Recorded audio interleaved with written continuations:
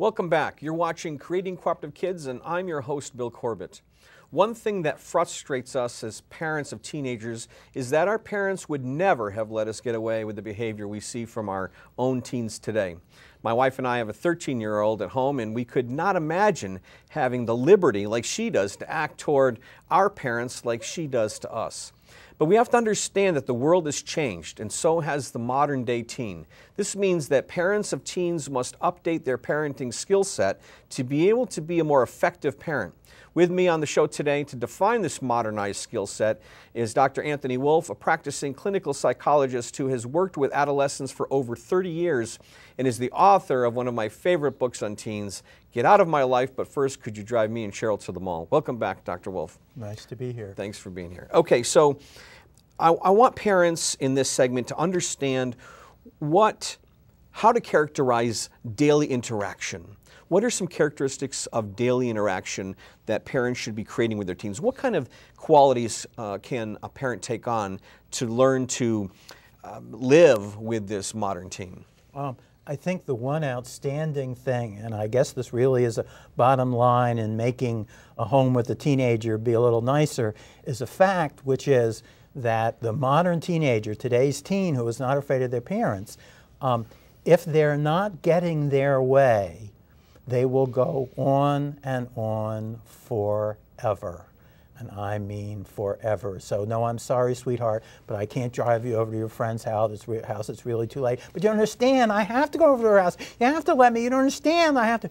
And the fact is that they will go on and on forever. And that dictates what I think is the thing that parents have to learn to do if they have a teenager. And the bottom line is that if you're going against what a teenager wants, you have to say what you have to say, you have to do what you have to do, and then you have to end, because they will not. So what I'm hearing you saying is, number one, remain calm. We can't let the energy that they're expelling pull us into that same direction to give off that same level of energy. So we have to remain calm, and then we have to let them have their say, but only to a certain extent. Well, the bottom line is that once you truly decide, one mistake that parents make is trying too hard to get their kid to understand, because the fact is, if a kid isn't getting their way, anything past a very early point, unless you're going to change your mind, is just pouring fuel on the fire. It doesn't work to try and describe. I mean, how many people have ever experienced with a teenager a half-hour discussion, and then the teenager says, you know, I can see where you're coming from. Thanks. I mean, it doesn't happen. So that you really have to disengage, and parents feel they have to make their kid understand. All that's going to do is pour fuel on the fire. But the tougher one, and what I think you're referring to and is really tough, is the kids then will get nasty. And they say mean things. I hate you. You're the worst parent in the world. All kinds of stuff that people never dreamed. And what are you supposed to do? Well, parents feel I have to say something to them to make them understand, to let them, they can't get away with it. Don't you dare talk to me like that, young lady. Well, what's that going to get every time? I will too. I can talk to you any way I want. No, you won't. Yes, I will. And they get into threats of punishment. And the truth is that the real skill in parenting teenagers, and I really believe this, is being able to disengage. And what that means is, once you've decided, they're still having their tantrum. It's a teenage version, so it gets pretty nasty, but you really just have to be able to disengage and walk away. So one thing that I found with parents, in line with what you're talking about, is they feel so much resentment because the child throws a fit, or not the child, the teenager throws a fit because she can't have a Facebook page, or she can't go to the big party that supposedly every teenager in the world is going to.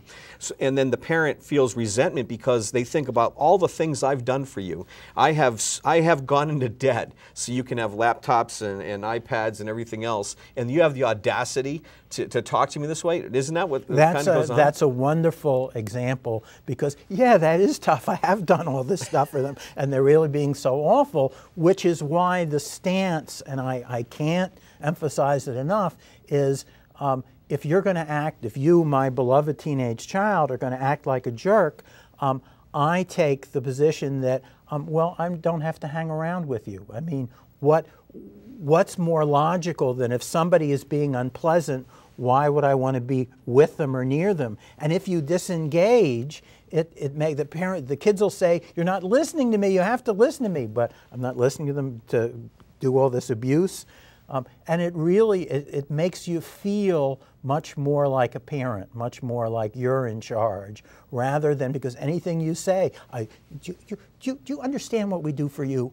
Do you understand that all the sacrifices, what are they going to do? They're going to say, yes, I really appreciate it. I'm going to shut up now that you've explained to me. I mean, that's not going to happen. So it's a skill. It's a skill because everything inside of a parent says, I got to get them to understand. And in the service of that, they get sucked in and it gets to be real unpleasant. It's so hard because as parents, we want resolution. We want every moment to smooth over, and we're really looking for the teenager to go, you're right, Mom, and a hug and walk away, but that's not going to happen. I do want to ask you, though, in this day and age, with the new teen, as you describe it, how can we connect? Do you have any suggestions on how parents can actually connect? Now we know how to connect with, like we talked to in the first couple of segments with a child in the first 18 months. Hugs and smiles and spin them dizzy, that kind of thing. But with a teenager, how can you connect? One powerful thing that I think parents underestimate is that the kids really like to be with their parents. It's just that it's real hard. And kids will say, if I'm with my parent, they always will say, did you remember to do your homework? Did you remember to take the stuff out of the refrigerator? Have you called? There's always something like that. And if parents can be with them and in effect, to a large extent, shut up and listen, kids really like that. It is very hard. I mean, I say this as a parent of now grown kids, and they said to me, you can't come into the room. My kids would say to me without asking us or telling something. I said, yes, I can, and I couldn't. And it's really part, and what do you do? If you can be with them and kind of suppress the parenting part and just be a listener and reacting, they really like it. That brings up a good point that I wanted to make, and you're right. The object to connect with teens is to just be. And so I would look for opportunities to go into my teen daughter's room, knock on the door, and ask permission to enter, and I'd say, hey, can I hang out with you? So one day my teenage daughter was painting her toenails on her bed, and she was listening to some wild, crazy song, and all the music my kids listened to I approved of first, but some of them were, I just didn't like it anyway. But as long as there was no bad lyrics or intentions, I would let them listen to it. So I went and sat on her bed, and she said, I guess. So I'm sitting there. It was kind of awkward in this moment, and she'd give me a funny look and go, well, whatever, right? And then I said, would you paint my toenails? And she said, you don't want me to do that. And I said, sure. So she ended up painting my toenails, and I had one of the best moments with her. We weren't talking at all. She was painting my toenails, and then it began to generate conversation with us about how was I going to go to the men's gym with these pink toenails, And it created a moment for me to really connect with her. And I think you're exactly right. Learning part of that new skill set is how not to talk and how not to say, did you pick up this? Did you get your book bag? Is your homework done, right? A fact, for better or for worse, is people who get along with their teenagers, you have to have a sense of humor because that's almost the only way that they can tolerate a friendly connection. And some parents who take themselves too seriously, they have trouble with teenagers. Excellent. Step-by-step guides are great and give parents a place to start. But sometimes when we find ourselves in the middle of a dilemma, we're not sure how to apply what we know. In my final segment of the show coming up, I will select a question from my email box that came from an actual parent of a teen. I'm going to ask Dr. Wolf to help me answer that question coming right up. We'll be right back.